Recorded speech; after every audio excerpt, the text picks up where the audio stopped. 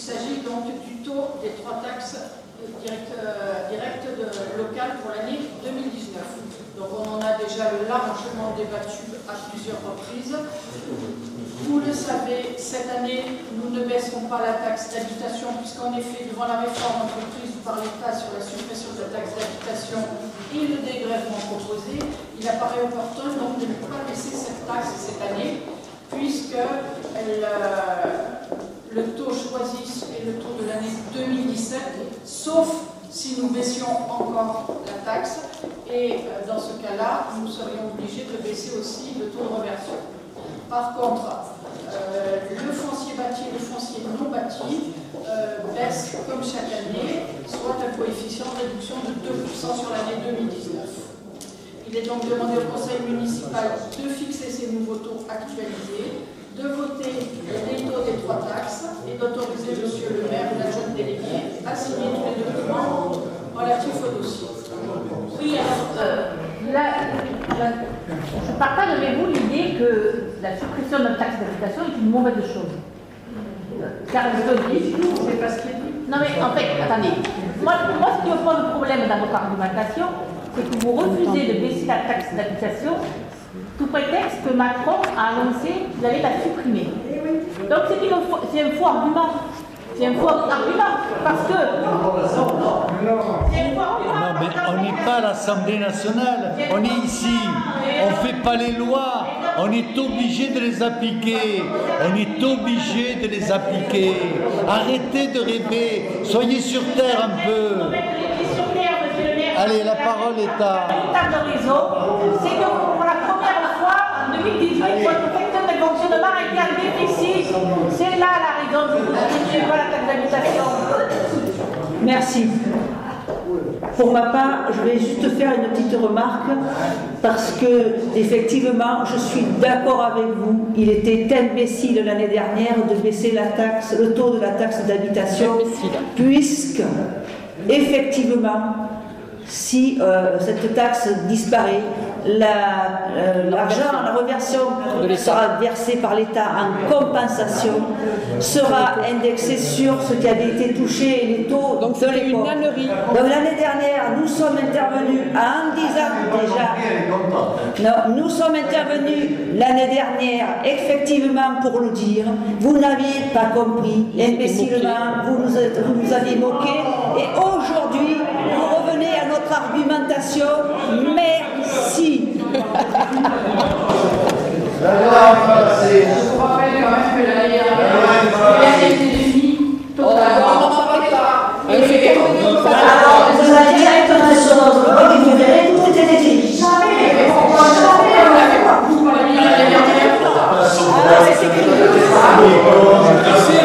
Qui s'abstient, qui est pour, dossier adopté, dossier numéro 18.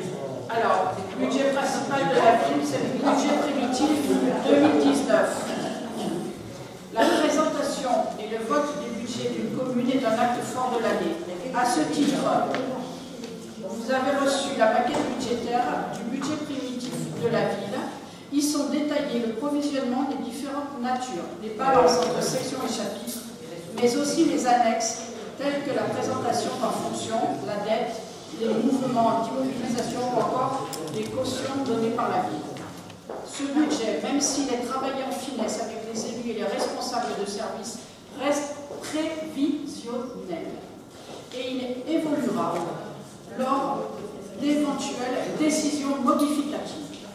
Il est à noter que ce budget vous est présenté en équilibre avec reprise et affectation des résultats antérieurs.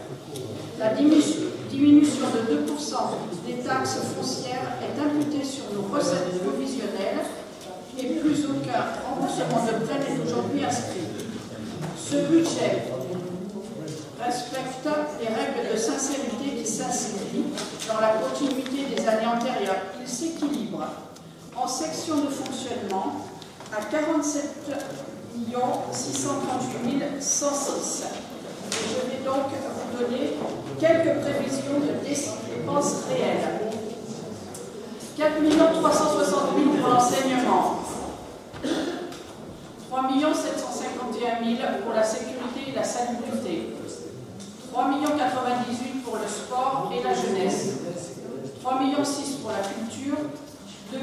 60 000 pour les services urbains et l'environnement. 1 956 000 pour l'intervention sociale et la famille.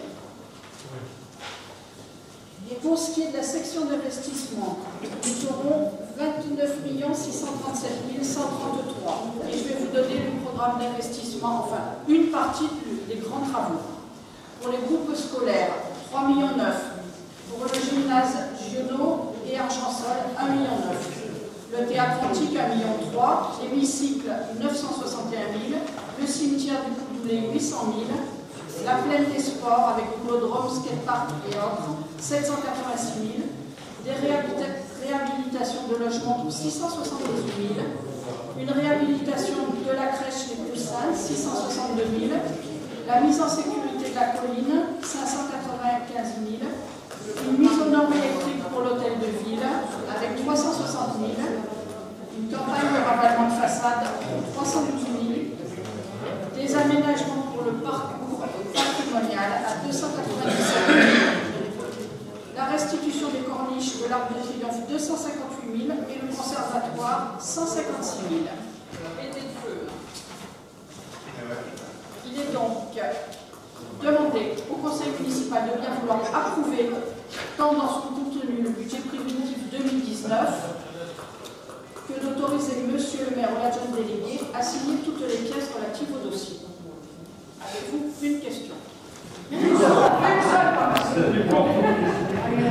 Madame la ministre. Alors, vous l'avez déjà dit dans le compte administratif, mais de la même manière pour le budget prévisionnel, vous parlez d'encadrement des dépenses. Donc, je me pose la question parce qu'en fait, compte administratif, on a parlé de 35,8 millions d'euros de dépenses. Et au budget prévisionnel, vous voulez passer à 37,1 millions. Donc, moi, je ne dis pas que les dépenses ne sont pas justifiées. Je constate juste que vous dites que vous encadrez de manière très stricte les dépenses. De plus, vous parlez de 2 millions, vous inscrivez 2,2 millions de charges exceptionnelles. Donc, je voudrais savoir qu'est-ce que vous allez inclure dans les 2,2 millions de charges exceptionnelles. Ensuite, Monsieur le maire, vous annoncez une baisse des charges de 5%, vous n'arriverez pas à me répondre, Monsieur le maire. Vous annoncez une baisse de 5% des charges générales.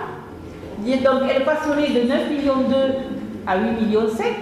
Or, vous avez quand même suivi l'actualité, l'électricité augmente de 6%.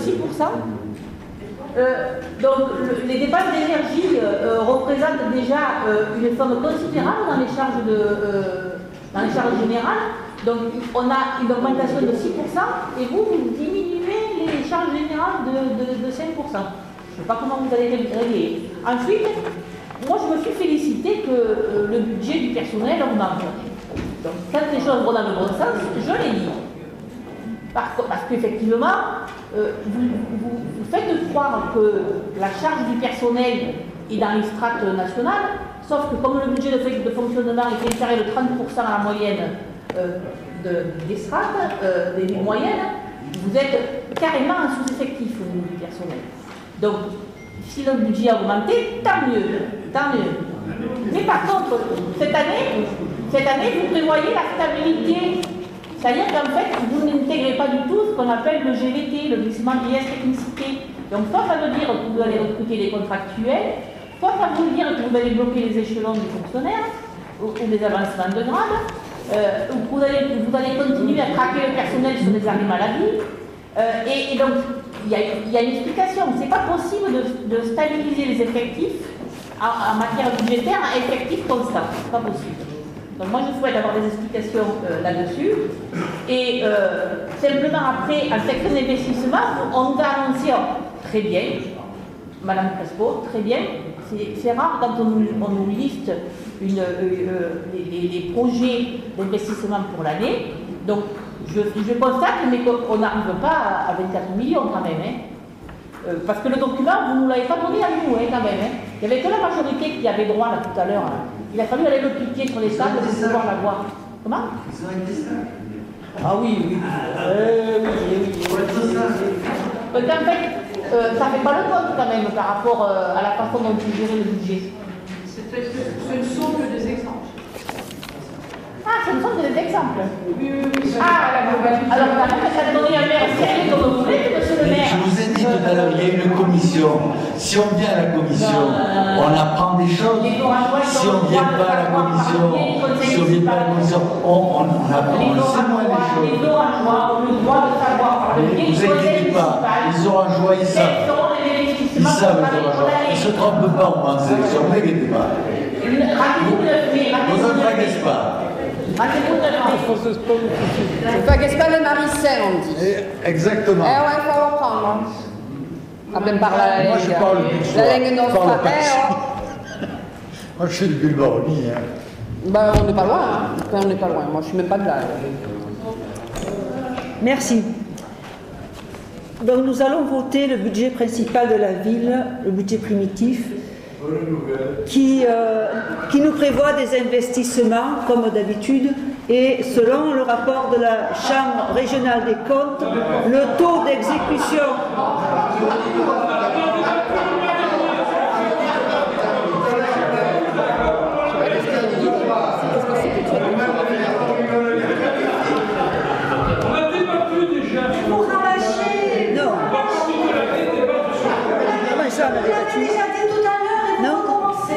J'ai pas compris là.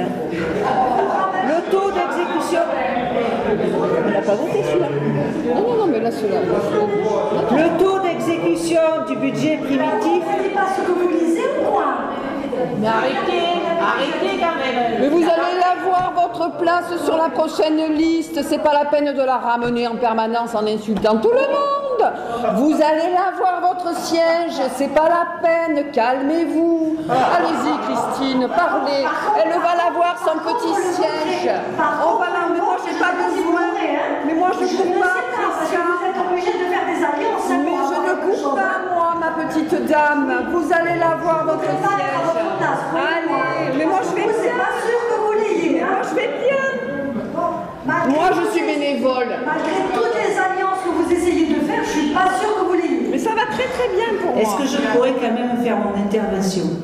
Si elle concerne le budget Eh oui, je faisais que ça, madame. Je faisais que ça. Vous allez l'avoir, votre siège. Je faisais que ça, une intervention. Posez la question. Merci beaucoup. Le taux d'exécution en investissement est trop faible. C'est écrit sur le rapport de la Chambre régionale des comptes à la page 12. Vous prévoyez d'investir 21 millions, d'après notre commission des finances de l'autre jour, mais vous investissez, quand vous faites une prévision, les taux d'exécution atteignent 25 à 23%.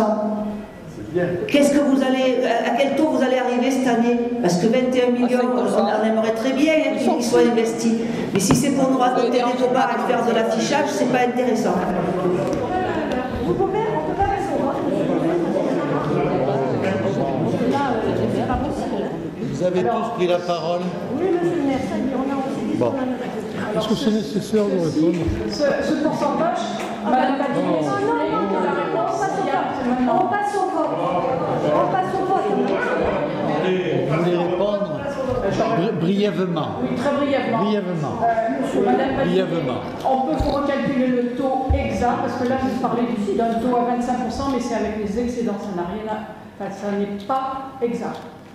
Ensuite, la seule chose que je voulais dire tout à l'heure à Madame Alui, c'est que donc, là, le programme concerne uniquement les travaux et les nouveaux travaux et ne tient pas compte des restes à réaliser aussi. Donc tout cela rentrera après dans le budget final.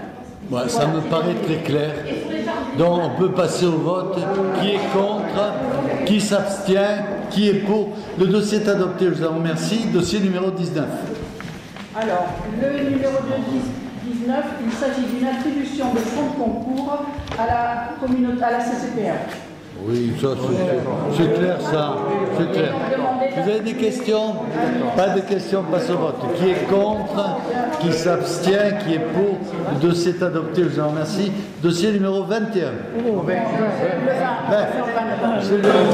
Alors, c'est la restitution. C'est la restitution d'un véhicule par la CCPRO. C'est comme d'habitude, il faut passer une délibération. Donc il est demandé d'adopter le procès verbal et d'autoriser M. le maire et l'adjoint délégué. Merci. Bien, juste une petite intervention. Et vous pouvez couper votre machin de chose. Je ne sais pas si ça fonctionne. Ah, merci. Oui, une petite intervention, juste comme d'habitude, vous l'avez très bien dit, Madame Crespo, parce qu'effectivement, tout ce que l'on a donné en donnant la délégation, notamment des déchets à la CCPRO, absolument, je pense qu'on est à 100% de retour des véhicules, c'est-à-dire que tout ce qu'on leur a mis, tout ce qu'on leur a donné était pourri, et il faut que ce soit eux qui leur achètent. Vous avez raison de couper ma parole là-dessus. Dossier numéro 21. Alors, il s'agit des reprises et affectations de résultats. Je vais passer sur le détail. On va les prendre. On va les faire le 21, le 23, 21, 23, 25.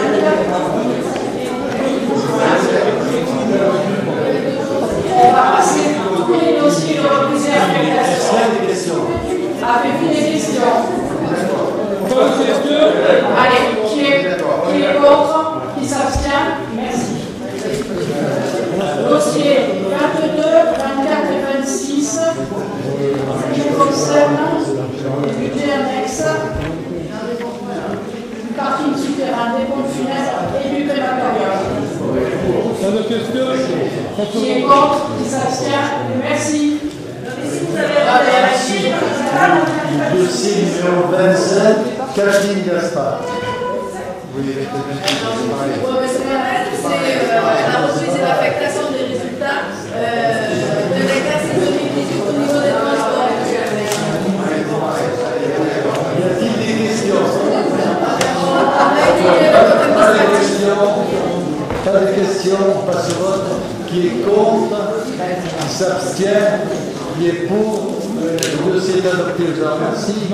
Dossier numéro 28.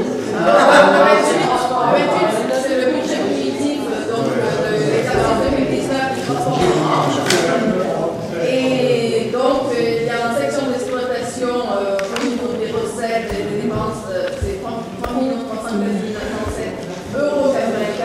Et au niveau de la section investissement, c'est 3 16 767,22 €. Et donc, demander au conseil municipal de pouvoir approuver la totalité de son contenu du budget primitif 2019. Y a-t-il des questions? On passe au vote. Qui est contre? Qui s'abstient? Qui est pour? Le dossier de l'article Jean-Marty. Dossier numéro 29, Xavier Marceau. Donc, il s'agit de reprendre les résultats constatés pour l'exercice 2018. Je ne vais pas vous les répéter. Également, donc, maintenant, on a suffisamment parlé tout à l'heure. Il s'agit donc de transférer à la CCPRO les excédents. Bien sûr, réduit de moitié, c'est-à-dire qu'on va conserver les niveau du budget principal de la ville, 1 315 509,33 €. Clôturer ce budget d'annexe de l'eau à l'issue de l'opération comptable ci-dessus désignée. Autoriser M. le maire, le conseil municipal, délégué à signer toutes les pièces relatives à ce dossier. Y a-t-il des questions? Pas de questions, on passe au vote. Qui est contre? Qui s'abstient? Qui est pour? Le dossier est adopté, je vous remercie. Dossier numéro 30. Même dossier, M. le maire. Même dossier. Même vote. Même vote. Dossier numéro 31. C'est moi. Ça change tout. Ça change tout. Le dossier n'est pas le même. Aliénation du greffier de la parcelle cadastrée BA 219 6 lieux du Sud au profit de M. Jean-Luc Bucher. Alors, il y a un terrain qui est au contact de la propriété de Jean-Luc Bucher et qui a désiré l'acheter. Il n'avait pas d'utilité fondamentale pour la mairie, donc on est d'accord pour le vendre. Il est donc décidé de céder la parcelle. Il est donc demandé au conseil municipal de bien vouloir décider de céder la parcelle communale cadastrée BA numéro 209 6 lieu du Sud, d'une contenance parcellaire de 472 mètres carrés environ, au profit de Madame et Monsieur Jean-Luc Bucher aux conditions subventionnées. Dire conformément aux dispositions de l'article 1042 du Code général des impôts, la dite transaction est exemptée de droit de mutation. Autoriser M. le maire à signer toutes les pièces inhérentes à ce dossier. Est-ce que vous avez des questions? Oui. Merci. Vous achetez, vous revendez, c'est un jeu de Monopoly que vous exécutez. Aujourd'hui, vous vendez une parcelle cadastrée suite à un lotissement qui a été créé dans cette zone lieu-dit de l'État. Donc, pourquoi pas? Ça arrange certainement ces gens. La CRC, page 41, demande à la 6e recommandation de présenter un bilan annuel des acquisitions et des cessions au conseil municipal tel que prévu par l'article L 22-24-1 du Code général des collectivités territoriales. Je vous demande où est ce bilan annuel, où c'est qu'on peut avoir ce bilan annuel? Il est où? Dans quel document? On ne l'a jamais eu.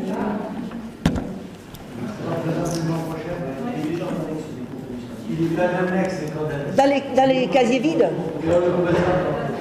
Ouais, et si je puis compléter ce qui vient d'être dit, notamment le jeu de Monopoly qui est le vôtre, j'invite quand même les Orangeois à aller voir dans les patrimoines que vous avez achetés, à des privés où vous investissez beaucoup, puisque ça représente à peu près 70% de vos investissements immobiliers, dans quel état c'est.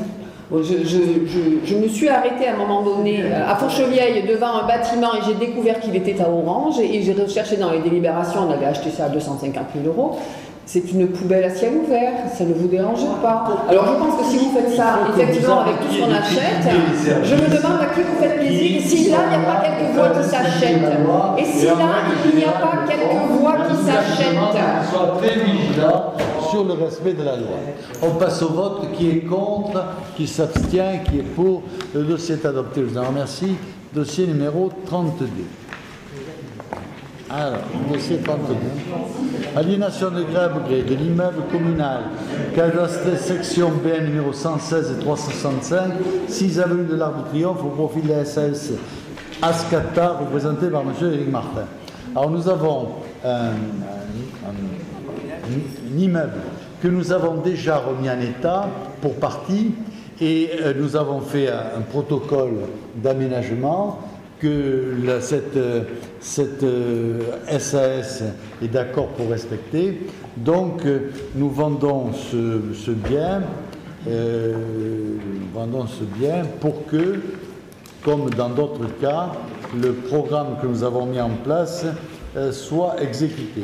Il est donc demandé au conseil municipal de bien vouloir décider de céder l'immeuble communal BN numéro 116 et 365, 6 avenue de l'Arc de Triomphe, d'une contenance de 118 m² à la SAS Ascata, représentée par M. Éric Martin, domicilié 2 place Alexandre Farnèse à Avignon.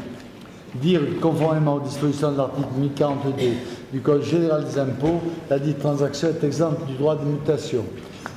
Et autoriser M. le maire à signer toutes les pièces inhérentes à ce dossier. Est-ce que vous allez-y? Merci. Donc là, vous revendez un immeuble, c'est l'immeuble qui est avenue de l'Arc, la petite demi-tour que vous avez rénové qu'à moitié parce que l'enduit est toujours pas fait comme il faut. Moi, ce que je regrette, c'est que vous n'ayez pas réussi à embellir la ville en restaurant complètement cette façade d'immeuble. Pourquoi pas le revendre à quelqu'un qui va faire quelque chose, oui. Mais j'espère que ça se fera. Vous avez déjà vendu des biens de la ville, par exemple, là derrière, un petit immeuble que vous aviez acheté pour faire les ascenseurs d'accès à notre municipalité. Il y a quelques années, je n'ai rien vu d'aménager dans cet immeuble, rien de chez rien. Vous avez vendu encore une fois, pas très loin de ce bien que vous allez céder, l'ancien transformateur, je crois, des PTT, je ne sais plus, vous l'avez vendu à je ne sais pas quelle entreprise, quelle société, ben, je ne vois rien de rien. Qu'est-ce qui se passe après vos sessions? Voilà, 2 exemples. de cessions qui ont été faites récemment, où sur les immeubles, rien ne se fait. Alors, est-ce que les ventes ne se sont pas effectuées? On n'en sait rien. Voilà pourquoi il nous faut ce bilan annuel des cessions. Merci. Qu'est-ce qui se passe?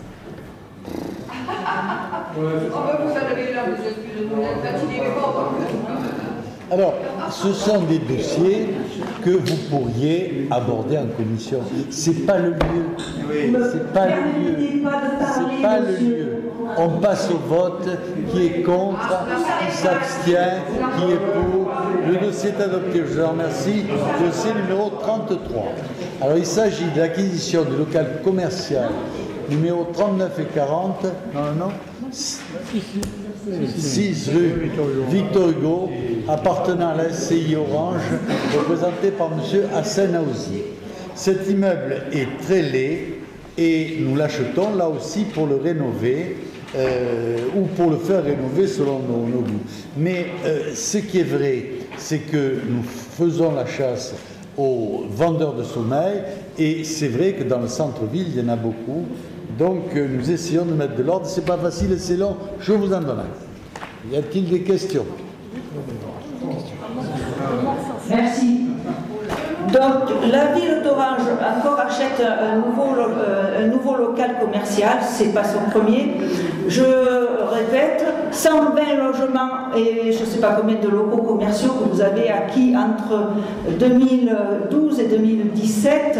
Vous avez exactement une dizaine de locaux commerciaux qui sont en location et vous avez 17 logements en location. Par contre, vous en possédez 120. Donc, à quoi va nous servir encore ce local commercial? On vous l'a dit, on vous l'a dit, on vous l'a dit. On passe au vote. Qui est contre, qui s'abstient, qui est pour. Le dossier est adopté, je vous remercie. On vous l'a dit, on va le répéter 100 fois. Je veux bien le dire une fois de plus, mais l'heure avance, les journalistes sont pressés et je les comprends. Alors, dossier numéro 34. Alors, c'est le renouvellement de l'institution du droit de préemption urbain et définition des périmètres d'application. Alors, c'est la reconduction de quelque chose qui est déjà fait et qui a pour but de faire ce que l'on fait, d'essayer d'arrêter que cette ville se déstructure et meure. Il est donc demandé au conseil municipal de bien vouloir renouveler l'institution du droit de préemption urbain simple et renforcé, conformément au PLU approuvé le 15 février 2019. Préciser que le DPU renforcé est créé à l'intérieur du périmètre d'études du quartier Gare, conformément au plan 6 juin, délimitant les terrains concernés par le projet d'aménagement. Dire que M. le maire peut exercer ou non, au nom de la commune d'Orange, le droit de préemption urbaine tel que préalablement défini. Dire que la présente délibération fera l'objet de toutes les mesures de publicité prévues à l'article R211.2 du Code de l'urbanisme, à savoir affichage à Marie pendant une durée d'1 mois, insertion dans 2 journaux diffusés dans le département. Les effets juridiques attachés à cette délibération ont pour part de départ l'ensemble des formalités de publicité précitées. Et enfin, d'autoriser M. le maire à signer toutes les pièces inhérentes à ce dossier. Allez-y. Donc nous avons une délibération qui concerne le droit de préemption. Vous devez prendre cette décision parce que nous avons changé de plus, comme vous l'avez dit, en commission d'urbanisme. Pour ma part, le droit de préemption aujourd'hui est utilisé bizarrement. Nous avons une décision, la numéro 31 de 2019, du 26 février 2019, qui concerne le droit de préemption sur un immeuble de votre ancien local de campagne. Celui de votre fils en 2015, celui de votre fils en 2016, le vôtre en 2018. Vous préemptez cet immeuble pour 700 000 €, soit légèrement au-dessus de ce que les domaines vous ont donné. Je vous ai demandé par écrit, je vous ai posé une question. J'espère que vous arriverez à nous répondre ici sur un conseil municipal de manière publique, puisque vous m'avez répondu en commission, alors que jamais, aucunement, vous ne me répondez à des questions, et ça a été très curieux, j'ai eu cette petite réponse. Sur cette décision que je retrouve, c'est une décision du maire, cet achat. Nous avons à peu près aujourd'hui 250 décisions du maire qui nous sont déposées juste avant le conseil. On n'a presque pas le temps d'en prendre part, et donc on ne peut pas poser de questions de manière pertinente dessus. J'ai même eu du mal, j'ai dû me rapprocher de la fonctionnaire pour retrouver cette décision là au milieu, que je connaissais pourtant. J'aurais donc, puisque vous m'avez déjà répondu une fois à une de mes questions, je rajoute, vous avez des retards dans les marchés publics qui sont notifiés dans des avenants dans ces décisions du maire. J'aimerais savoir le pourquoi de ces retards sur les locaux, sur les écoles et sur Giomont. Et j'aurais voulu aussi savoir, puisque je vous ai posé cette question, le coût du procès en diffamation, en cassation pour votre fils. Tiens, quoi? Il va ton mémé, le fait du cheveu. Essayez d'être un peu moins arrogant, on répondra mieux. Parce que je crois qu'il n'y a pas eu de question sur le dossier numéro 34, il n'y a pas eu de question. Donc, je ne peux pas répondre à des non-questions et je suis désolé. Ah, je pleure. Bon, donc on passe au vote. Qui est contre? Qui s'abstient? Qui est pour? Le dossier est adopté, je vous remercie. Dossier numéro 35. Montant de l'indemnité compensatoire versée à la SNC Constellation, approbation du protocole transactionnel. Alors, la commune a proposé à la SNC... Ah oui, je sais. Il s'agit de local qui est occupé par le traitement, par le ramassage d'ordures ménagères de l'Interco. Donc nous avions préempté ce bâtiment. La société à qui elle a préempté nous a mis au tribunal, elle a gagné.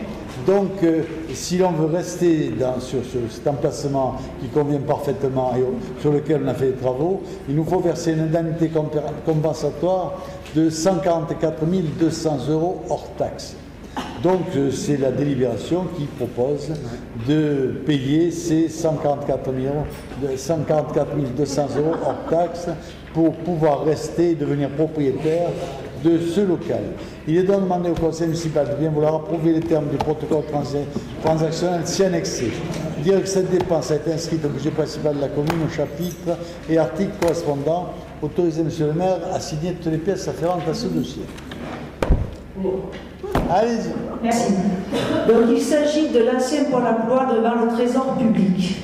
La ville a préempté, sauf qu'elle s'est trompée, elle a préempté trop tard et il y avait déjà un acheteur sur le coup. L'acheteur a acheté à 108 000 €. Bon, non, vous avez préempté à 108 000 €. Aujourd'hui, vous devez un loyer, parce que vous avez perçu le procès qui vous a été fait, un loyer 144 000 € à la société et 141 000 € de dommages. Ou l'inverse, c'est pas grave. Toujours est-il qu'aujourd'hui nous avons fait une dépense de 108, 144, 141, plus les frais de procès. Cet immeuble que vous avez acquis, qui valait 108 000 € selon votre préemption, nous a coûté combien? 400 000 500 000. Voilà, 400 000 €. Ça s'appelle du gaspillage d'argent public parce qu'il y a quelque chose qui a mal fonctionné, parce qu'il manquait peut-être des conseils, je ne sais pas. Mais j'aimerais bien comprendre ce qui a dû se passer pour qu'on gaspille autant d'argent public. On a gaspillé 500 000 €, combien? Expliquez-nous.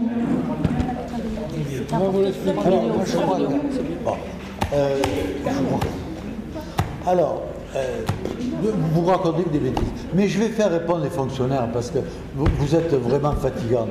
Allez, qui c'est qui répond? Toi ou toi? Allez, répondez. Alors sur ce dossier, je tiens à préciser que l'acquéreur achetait un portefeuille de plusieurs locaux de la NPE en France, à hauteur de plusieurs millions d'euros. Donc le prix de 108 000 € est effectivement un prix très bas par rapport au prix du marché, ce que vaut vraiment cet immeuble, ce local. Donc la ville, bien sûr, a profité de l'opportunité pour préempter, puisqu'on est dans une zone du Grenouillet sur laquelle on a un projet d'air, de loisirs, de sportives, etc. Et c'est le seul local qui n'est pas en zone inondable, qui pourra être utilisé dans le cadre de notre projet. Donc on a préempté, sachant que l'acquéreur Évincé, qui est une société parisienne, a des avocats prêts à intervenir sur ce type de dossier, et ils ne voulaient pas passer à côté d'une aussi bonne affaire. Donc ils nous ont mis effectivement au tribunal, ils ont eu gain de cause pour des raisons sur lesquelles on ne va pas épiloguer. Du coup, effectivement, même en payant une indemnité compensatoire qui est celle-là, l'immeuble est acheté à sa valeur vénale, voire à un prix qui reste encore très intéressant pour la surface achetée. Donc il n'y a pas du tout de gaspillage d'argent public. Voilà. Voilà. Et le coût total de l'immeuble est de... Alors le coût total de l'immeuble... Comme ils ne savent pas faire les additions. Donc 140... On est à 494. On est sur 249 000. On a 240... Mais c'est pas parce que vous parlez en même temps que nous, vous avez raison. Vous croyez qu'aboyer, ça sert pas. Électoralement, ça paye pas. Vous en êtes aperçu déjà. Vous en apercevez encore. On est à environ à 250 000 € pour tout l'immeuble, ce qui fait au mètre carré 218,80 € le mètre carré. Donc en fait, c'est bien en deçà du prix d'achat. Et le loyer, ça n'a rien à voir. Le loyer, ça n'a rien à voir. Non. C'est 144 000 plus 108 000. Faites l'addition. Je n'ai pas compté. Et l'âge de ma grand-mère, on s'en va. 140 000 plus 108 000. On passe au vote. Qui est contre? Qui s'abstient? Qui est pour? Le dossier est adopté. Je vous en remercie. Dossier numéro 36. Un dossier intéressant. Approbation de la mise en place d'un plan d'intervention pour la destruction des nids de frelons asiatiques sur le territoire communal d'Orange en 2019 et convention d'intervention avec une entreprise agréée. Alors, vous savez que la France entière est sujette à l'invasion des frelons asiatiques. Ce n'est pas la seule invasion que nous avons, mais enfin celle-là on l'a. Et celle-là, on a le droit de lutter contre, donc on le fait parce que ça attaque nos abeilles et que sans nos abeilles, on est foutu. J'espère qu'il n'y aura pas un long débat là-dessus. Ah bah, c'est vrai qu'on a vu que vous vous étiez mis au vert. Vous avez vu? Donc on passe au vote. Qui est contre, qui s'abstient, qui est pour? Le dossier est adopté, je vous en remercie. Dernier dossier de la saison, Muriel Boudier. Gérald, j'en ai encore un là, je vais la cacher. Dossier numéro 37, Gérald. Dossier numéro 37, dénomination de la voie du lotissement Le Champ-Cauvin, impasse des Galets. Donc le cabinet Courbis nous propose d'appeler cette voie impasse des Galets. Nous, il n'y a pas d'opposition et ça favorise les choses pour les pêcheurs notamment. On passe au vote. Qui est contre, qui s'abstient, qui est pour? Le dossier est adopté. Dossier numéro 38. Muriel Boudier. Non, c'est toujours lui. Muriel. Autorisation de principe pour l'enregistrement de témoignages audiovisuels pour les archives municipales. Comme vous le savez, le Fonds communal des archives de la ville est le deuxième du département après celui d'Avignon. C'est pourquoi, afin de compléter les collections pour faciliter la compréhension, l'approbation et la valorisation, le service des archives souhaite pouvoir procéder à l'enregistrement audio et visuel des témoignages en direct avec les fonds conservés de l'histoire de la cité. Afin de pouvoir exploiter ces enregistrements, il est nécessaire de mettre en place une convention qui précisera les conditions d'utilisation. Il est demandé au conseil municipal d'autoriser les enregistrements audio et visuels par le service des archives municipales dans le cadre de leur mission, afin de recueillir des témoignages et des informations susceptibles et compléter, expliquer, illustrer, constituer les fonds conservés et en faciliter l'exploitation patrimoniale future. Approuver la convention annexée et autoriser M. le maire et l'adjoint délégué à signer du document afférent à ce dossier. Très bon dossier sur la communication, et sur nos archives et sur notre patrimoine. C'est vrai que la communication c'est important, et c'est d'ailleurs pour ça que c'est dommage que monsieur le maire, vous soyez si petits bras, si je puis dire, pour communiquer comme ça devrait l'être quand vous êtes condamné par le tribunal administratif, pour avoir essayé de museler une opposition qui dit des vérités, hein, des vérités attestées, et notamment sur le fait que... On passe au vote parce que les asiles, c'est pas ici. On passe au vote. Voilà. Qui est contre, qui s'abstient, qui est pour. Le dossier est adopté, je vous en remercie. Moi, je suis pour.